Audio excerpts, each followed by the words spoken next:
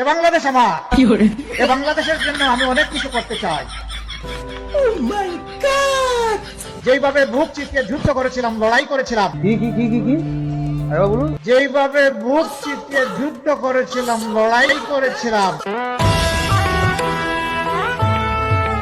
Guys আপনারাই বলেন তো কত সালে উনি বাংলাদেশের জন্য যুদ্ধ করেছিলেন। আর শুনুন, কেউ যদি জিজ্ঞাসা করে জামাতে আমির কে, তখন লে শফিকুর রহমান। কেউ যদি আমাকে জিজ্ঞেস করে তুমি কে, আমার জবাব হবে আমি একজন রাজাকার, আব্দুল রাজাকার। দেখলেন তো গাইজ, সত্যিটা বলেই ফেললো। আমি তো 5 মাসের অন্তঃসত্ত্বা, আমার গর্ভের সন্তানের কি হবে? কাম সারছে, এই বাচ্চার বাবাকে তাড়াতাড়ি খোঁজ নেওয়া দরকার। আর ডক্টর শফিকুর রহমানের মুখ থেকে শুনুন অতীতে তাদের দল জনগণের সাথে কি করেছিল। এটা আমাদের দল বাংলাদেশের জনগণের সাথে যে অন্যায় আচরণ করেছে, যে জুলুম করেছে, আমরা বিনা শর্তে মাপ চাই।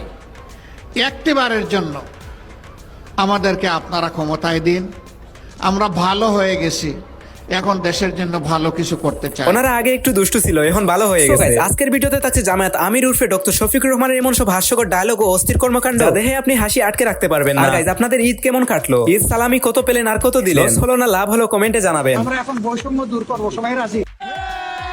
আপনারা চেয়ারে চলে যান, আর আমার মেয়ে বন্ধুরা এখন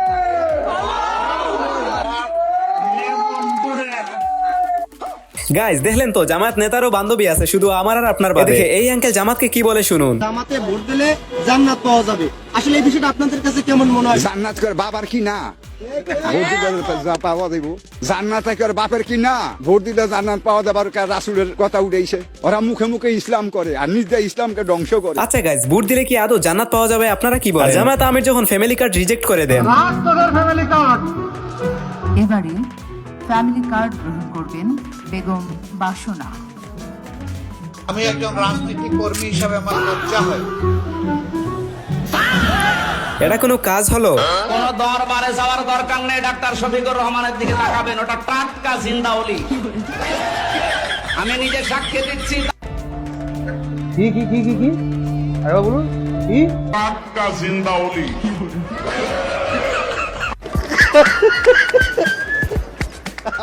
দেখলেন তো, জিন্দাওয়ালির নমুনা। শুধু এই না, জিন্দাওয়ালি কিন্তু চুম্মাচাটির জন্য সেরা। আস্তাগফিরুল্লাহ।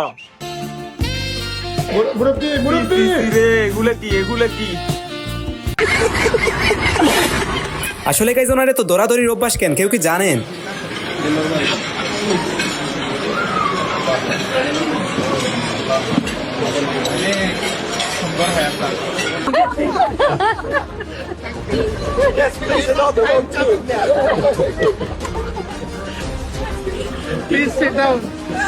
ফরেন আরো ছাড় নাই, ওনার মুরব্বী শৈশবে ফিরে গেছে। তবে কিছু মানুষ উল্টাপাল্টা ভাববে। ভোটে হারার পর ওনার অবস্থা।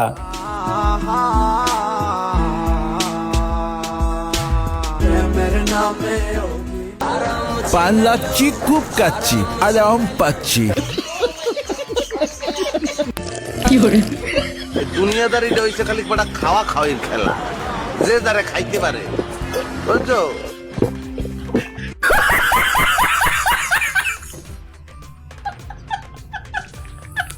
নেতা মনে হয় ইউরেনিয়াম বের করতেছে। এদিকে সময়ের আগে ইফতার করে ফেলছে জামাতে আমির।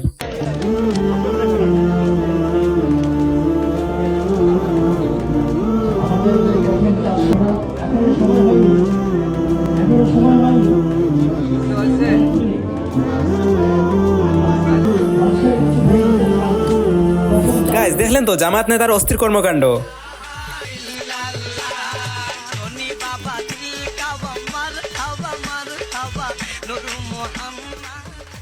তো আজকে এই পর্যন্তই, দেখা হচ্ছে নেক্সট ভিডিওতে। আল্লাহ হাফেজ।